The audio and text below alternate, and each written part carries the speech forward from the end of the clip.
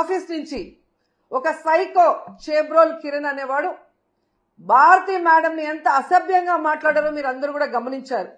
మరి టీడీపీ ఆఫీసులో అతనితో మాట్లాడించిన చంద్రబాబు నాయుడిని, లోకేష్ని క్షమాపణ చెప్పాలి, వాళ్ళ మీద కేసులు కూడా పెట్టాలి అంత ఘోరంగా మాట్లాడినందుకు. నిన్న మీరు చూస్తే మూర్తి గారి డిబేట్లో సంబంధమే లేకుండా రేణుకా చౌదరి గారు ఎంత అడ్డదిడ్డంగా మాట్లాడుతుందో మనం గమనించాం. మరి ఆవిడ మీద ఎందుకు కేసు పెట్టలేదు? మూర్తి గారి మీద ఎందుకు కేసు పెట్టలేదు? ఎందుకు బిఆర్ నాయుడు గారు క్షమాపణ చెప్పలేదని నేను అడుగుతున్నాను. ఈరోజు సాక్షిలో మాట్లాడారన్నారు, అదే మాటలు ఆయన మాట్లాడిన విధానం తప్పు, కృష్ణంరాజు అనే వ్యక్తి. కానీ అదే వార్తలు టైమ్స్ ఆఫ్ ఇండియాలో వచ్చాయి, అదే న్యూస్ ఈటీవీలో వచ్చింది. మరి వాళ్ళ ఆఫీసుల మీద ఎందుకు దాడులు జరగలేదు? వాళ్ళ మీద ఎందుకు కేసులు పెట్టలేదు? కేవలం సాక్షి మీద ఎందుకు దాడులు చేస్తున్నారు? అలాగే ఎందుకు సాక్షిలో మాత్రమే ఈరోజు కొమ్మినేని గారి మీద తప్పుడు కేసు పెట్టి అరెస్ట్ చేశారని నేను అడుగుతున్నాను. ఎందుకంటే కొమ్మినేని గారి మీద ఎప్పటి నుంచో లోకేష్ కి, చంద్రబాబు నాయుడుకి అయినా కూడా వైకాపాలకు సిగ్గురాల. నిన్న చూసారా సాక్షిలో ఎట్లా మాట్లాడారు? అంటే ఇప్పుడు కూడా సిగ్గు లేకుండా అట్లా మాడుతున్నారు, మహిళల్ని కించపరిచే విధంగా మాడుతున్నారు. ఎనివే ఒకడు అయిపోయాడులే, రెండోడి కోసం ఎత్తుకుతున్నాం, దొరుకుతాడులే. మహిళల్ని అవమానించిన ఎవడు పారిపోయే ప్రసక్తి లేదు. పట్టుకొచ్చి బండకేసి కొట్టి లోపలేసే బాధ్యత మన ప్రభుత్వం తీసుకుంటుంది. ఒక బ్రోకర్ ఉన్నాడు అక్కడ, వాడి పేరు నాకన్నా మీకే బాగా తెలుసు. ఆ బ్రోకర్ గారు ఈరోజు లేసి మాడుతాడా మహిళలు కించపరిచేదంగా? ఉంటుందిరావే, ఎక్కడ పోతారు? మనం కార్యకర్తల బాధ ఉంది, మొదటి రోజే బతికెళ్ళచ్చు కదా అని, మొదటి రోజులో బొక్కలేయచ్చు కదా అని. అది 2 నిమిషాలు పని తల్లి. కానీ నేను కోరేది మిమ్మల్ని అందరినీ, జరుగుతున్నాయి ప్రజల్లోకి తీసుకెళ్లాలమ్మా. ఎట్లా అడుగడుగున మహిళలను అవమానిస్తూనే ఉన్నారు. 2019లో 2020లో నేను మాడితే లోకేష్కి చీర గాజులు పంపిస్తానని చెప్పారు. అంటే మహిళల్ని కించపరిచే విధంగా కాదా? శాసనసభ సాక్షిగా మన తల్లిని అవమానించలేదా అన్నాడు. అంటే అడుగడుగున అవమానించారు, అడుగడుగున ఇబ్బంది పెట్టారు. ఇప్పుడు కూడా మారలేదు. కానీ అదే తెలుగుదేశం పార్టీలో ఎవరన్నా భారతిరెడ్డి గారి గురించి ఒక్క మాట అటు ఇటు తూలితే ఇమ్మీడియట్ గా మన యాక్షన్ తీసుకుంటాం.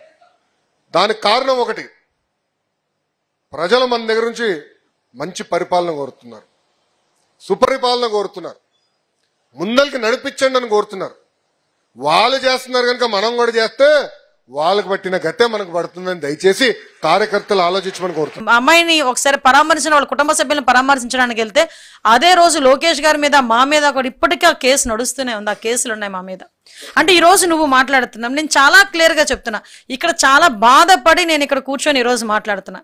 ఎంత బాధపడ్డామంటే, ఒక రాజకీయాల్లోకి ఒక మహిళలు వచ్చిన మహిళ మా మీద రాజకీయాల్లో ఎవరున్నా కూడా వాళ్ళని తిరిగి ప్రశ్నించినా, వాళ్ళకి వ్యతిరేకంగా ఒక మాట మాట్లాడినా మా కుటుంబ సభ్యులతో సైతం బయటకు తీసుకొచ్చి ఎంత నీచాతి నీచంగా మాట్లాడే పరిస్థితులు ఈరోజు కనిపిస్తా ఉంటే, వాళ్ళ గురించి మేము ప్రశ్నిస్తా ఉంటే, వాళ్ళ గురించి మేము కేసులు పెడతా ఉంటే వాళ్ళని వెనకేసుకొస్తాడే.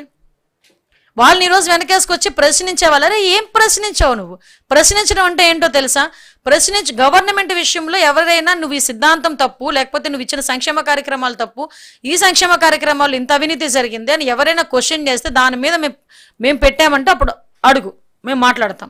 నీకులాగా 60 సంవత్సరాల ఆవిడ రంగనాయకమ్మ ఆ రోజు ఎల్జీ పాలిమర్స్ కి సంబంధించి ఒక ఇష్యూ గురించి సోషల్ మీడియాలో మీరు మాట్లాడితే, ఆ రోజు ఎందుకు ఆవిడని సిఐడి ఆఫీస్కి రప్పించి ఆవిడకి నోటీసులు ఇచ్చి అర్ధరాత్రులు నోటీసులు పంపించి చేసే పరిస్థితి మేము ఎక్కడ కూడా చేయలేదే.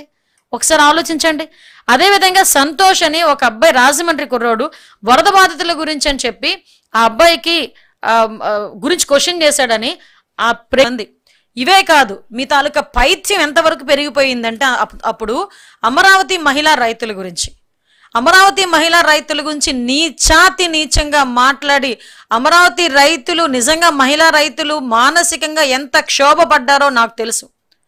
అటువంటి వాళ్ళని ఉద్యమం కూడా చేసుకోనివ్వకుండా, కనీసం దుర్గాదేవి టెంపుల్కి కూడా వాళ్ళు వెళ్తామంటే వెళ్ళనివ్వకుండా నువ్వు చేసిన దురాగతాలు మర్చిపోయావా జగన్మోహన్ రెడ్డి? ఆఖరికి ఇదే పోలీసులను అడ్డం పెట్టుకుని బూటుకాలతో తన్నించి, కడుపుల్లో తన్నించి ఆడబిడ్డ తాలూకా శోకమే ఈరోజు నీకు శాపమై తగలలేదా? ఈరోజు 11కు దిగజారేవంటే ఈరోజు నువ్వు మాట్లాడుతున్నావు. మేము ఏ రోజు నీ ఇంటి గేటుకి తాడులు కట్టలేదే, ఏ రోజు నువ్వు బయటికి వెళ్తానంటే రిస్ట్రిక్షన్స్ పెట్టలేదే, నీ ఆఫీస్ మీద ఎవరు కూడా దాడి చేయలేదే, డీజీపీ ఆఫీస్ పక్కన కరెక్ట్గా ఇంచుమించు ఒక 1/2 కిలోమీటర్ కూడా 200 మీటర్ 300 మీటర్లు ఉన్న ప్లేస్ నుంచి కూడా కట్టి కొడితే కిలోమీటర్ కూడా ఉండదు తెలుగుదేశం పార్టీ ఆఫీస్. డీజీపీ లోపలే ఉంటాడు, బయట ఏమో తెలుగుదేశం పార్టీ ఆఫీస్ మీద దాడి జరిగిద్ది. తెలుగుదేశం పార్టీ ఆఫీస్ మీద దాడి జరిగినట్టుగా నీ ఆఫీసుల మీద ఎక్కడైనా 5 నెలల కాలంలో దాడులు మమ్మల్ని విమర్శించే నాయకులకి అందరికీ నేను మనం చెప్తున్నాను, ఈ రోజున ఇలాగే మీరు తీసుకొస్తా ఉండండి. మీరు నిశ్చలంగా ఉండండి, ఏమి చేయకుండా హోం బాధ్యతలు కూడా తీసుకోవాల్సి వస్తుంది, గుర్తుపెట్టుకోండి. అందరూ బాగుండాలని కోరుకుంటాం, అందరూ బాగుండాలని కోరుకుంటాం, అందరూ బాగుండాలని కోరుకుంటాం.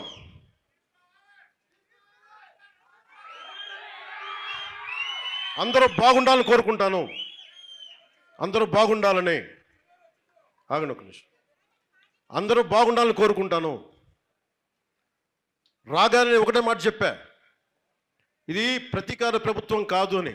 కానీ చేతగాని ప్రభుత్వం నేను చెప్పాలా, గుర్తుపెట్టుకున్నాను.